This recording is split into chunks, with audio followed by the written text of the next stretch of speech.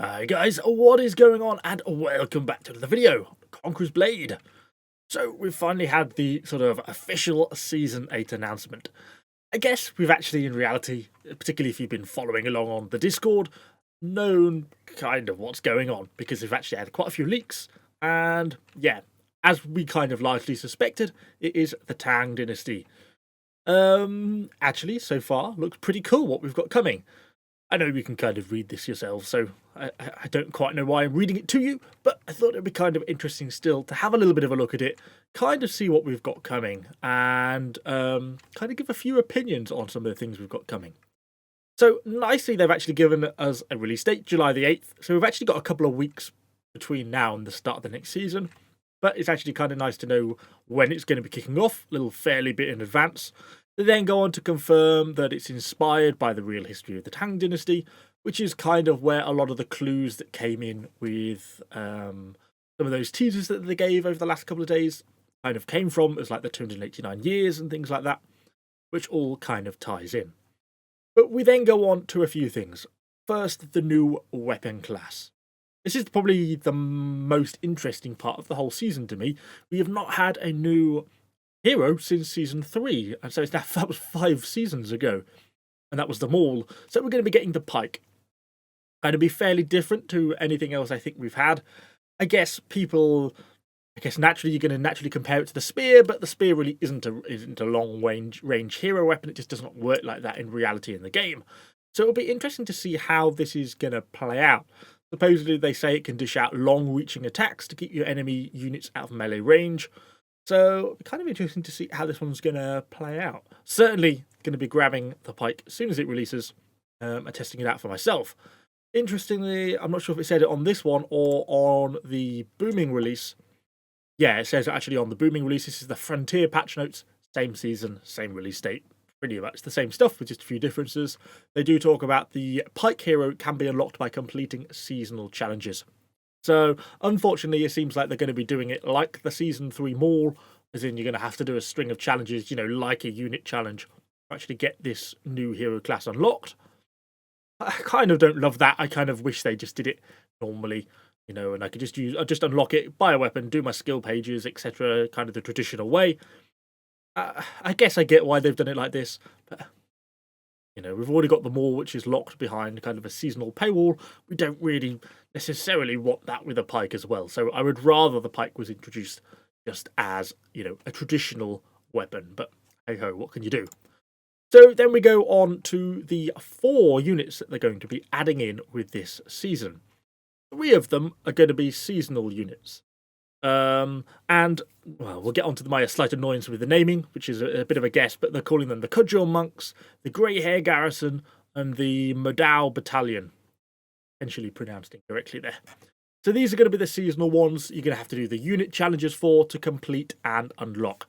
I'm guessing, without going too much of a limb, that these are the Cudgel Monks because they've got the stick. They look like sort of Tibetan monks sort of thing, so kind of makes sense.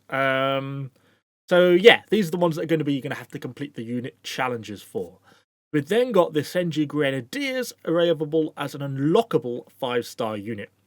I think this effectively is going to be the Imperial Bodyguards, which have had the coming soon icon on the tech tree. At least that's my assumption.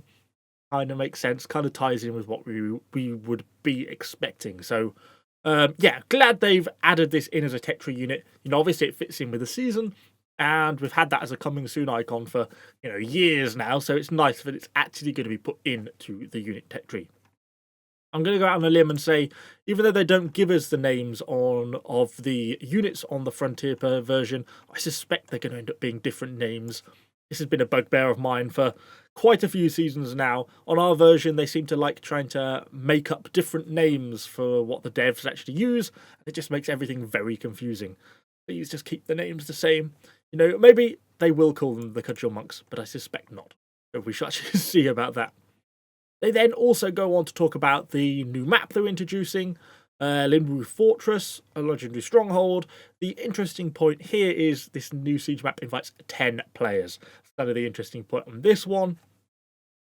The 8v8 maps that we currently have in the game are pretty awful, in my opinion. Generally, it's only the 15v15 maps that work.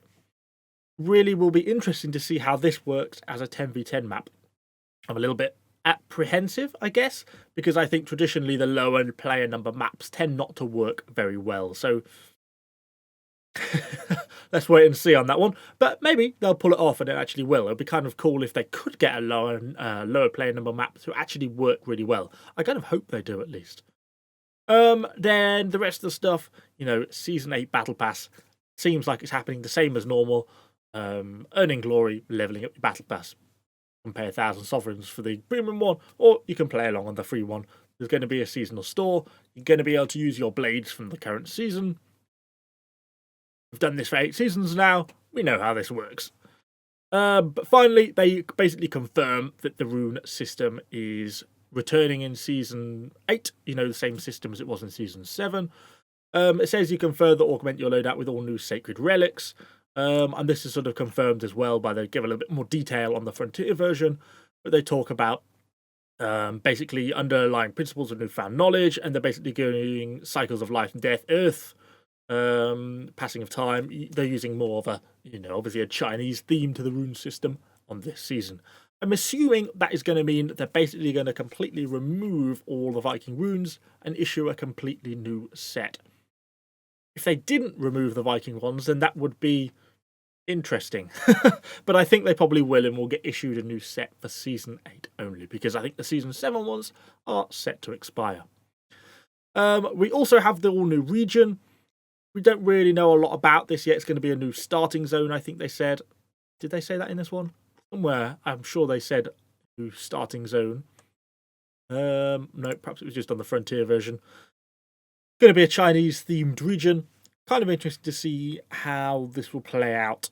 Yeah, I think it's always good to be introducing new regions. See how they do it with Territory Wars. They don't really confirm what other regions are yet going to be available, whether all 4, 2, 3, or a combination, of all of them. So you see what regions are going to be available. And that really sums it up. That's what we know so far. Yeah, really quite an interesting season, I think, this one. I'm quite looking forward to it.